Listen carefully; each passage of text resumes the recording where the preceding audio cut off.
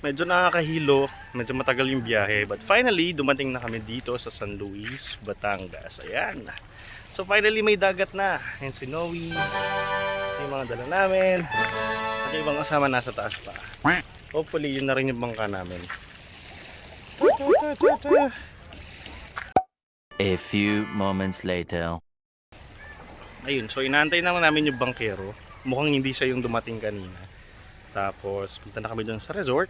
Check-in para dun sa first class namin today. One eternity later. Ayun, so finally dumating na yung bangka namin. Ayun siya. At nagsasakay na yung aming bangkero. Tinutulungan na rin. So 5 to 10 minutes daw nandun na kami sa may resort. So I'm so excited! Ay, ano ba yan? Ano ba namang face mask? Ito lumalabas yung baba. Ayan. So, see ya! San Luis, Batangas is approximately 4 hours away from Metro Manila. The moment we arrive here, nag-breakfast kagad kami at bumili kagad kami ng mga lulutuin namin sa resort, syempre para mas tipid. And in just less than 10 minutes, nakarating kagad kami dito sa summer cruise.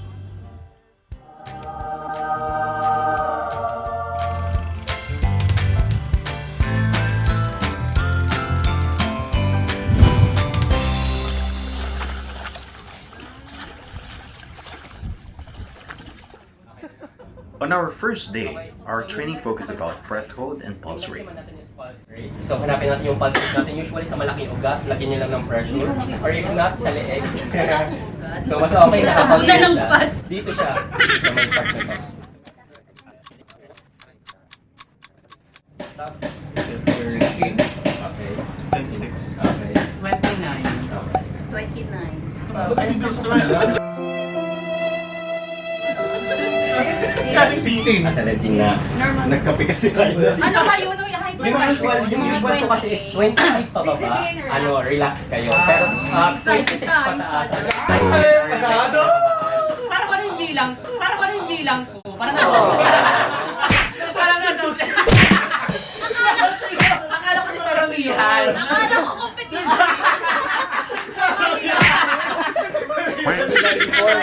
For freediving, meron tayong dalawang klase ng paghinga. Yung una is yung chest breathing, yung usual na ginagawa natin pag tumatakbo or nagja-jogging, which is more contracted sa chest. So, meron naman yung next, which is yung belly breathing, yung parang ginagawa natin yung normal, na parang yung belly natin umangat, yung back to normal. So, for this, kailangan yung humiga, doing the belly breathing. Higa lang kayo, lie down, guys. Lie down po So, tayo. yan. For breath hold and pulse rate, we've discussed about chest and belly breathing. And if you have 20 beats per 15 seconds, that is the normal pulse rate. In addition, kasama na nga din pala yung main gears sa student package na inavail namin, which includes mask, snorkel, and short fins for beginners. Free usage na din ng Boy at pangmalakasang underwater videos. Then stop. Surgeon. 19. Okay, 19, good. 16. 24. 24. 12 na lang ako. Isa sa mga task na ipapagawa sa inyo underwater ay itong Watch Me Go Down and Duck Diving. Go down. Okay. Tapos magdadab ka ganun. Then relaxation, mag-ready na. Then pag ready na, one full inhale. Snorkel off. Then isang hila, equalize. Isang hila, equalize. Isang hila, equalize. Hindi kailangan maabot yung pinakababa. Ang pinapractice natin equalization. Let's say paangat na. Nasa surface. Recovery. Peace. Bibilangan. Then last okay. Okay, good job. Next. So yun for this, ang gagawin natin is down talent niya, body-body paikot. You watch me go down, and isang hila, equalize, isang hila, equalize. So ako muna, gagawin ko muna sila.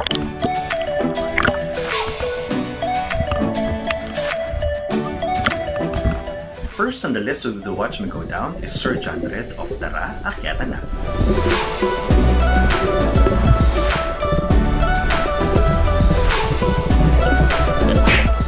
Second, we have Miss Daisy, also from the same group. Tara, Akyatan na.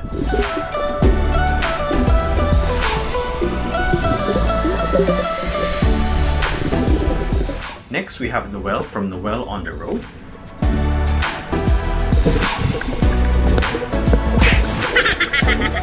Then we have Renan from Biyaheng Tela.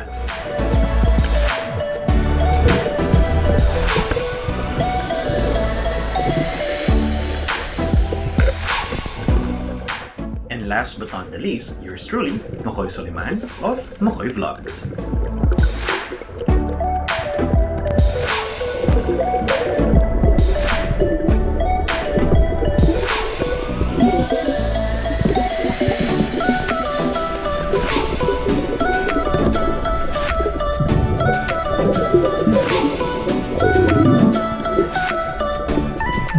After watching me go down, our next task is to practice duck diving at konting exhibition na din for a better footage.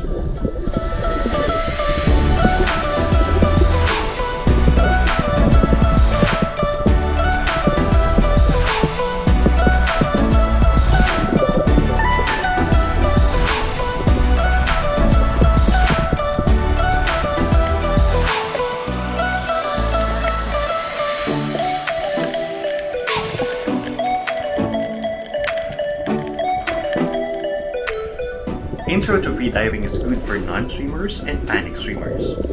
If you can swim but struggling to go deeper, or maybe not that confident in open water, Intro to freediving will help you face your fears and develop new skills.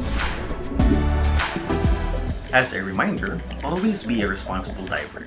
Never dive alone and respect underwater creatures.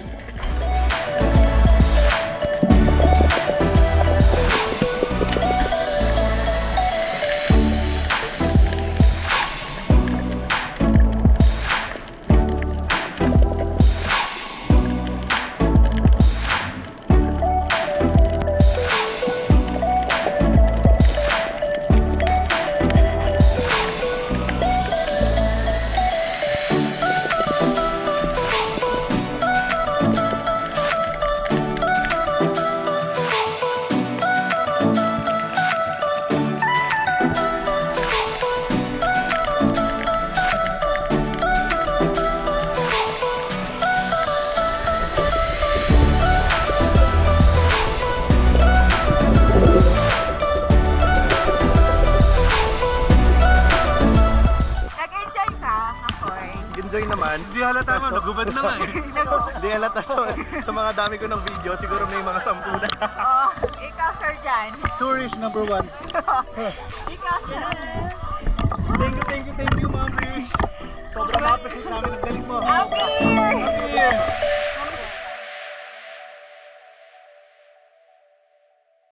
Medyo ginabi na din kami dahil sinulit namin ng pagdadive. At kung malakas naman ang loob mo, pwede ka din dito mag-night diving.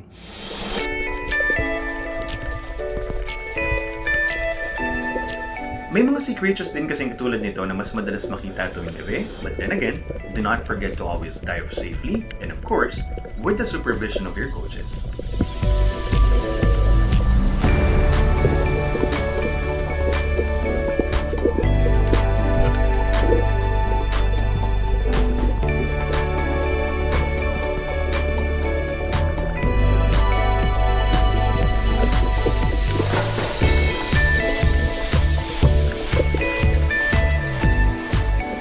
Matapos ang napakahabang araw, may enjoy mo naman ang malamig na simoy ng hangin at mga pailo sa gabi dito pa din sa summer cruise.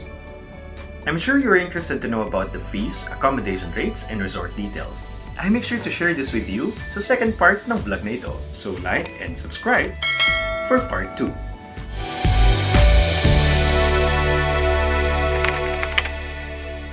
If you enjoyed watching this video, give it a thumbs up and please subscribe to my channel. This is Mackoy Vlogs. Thank you again for watching.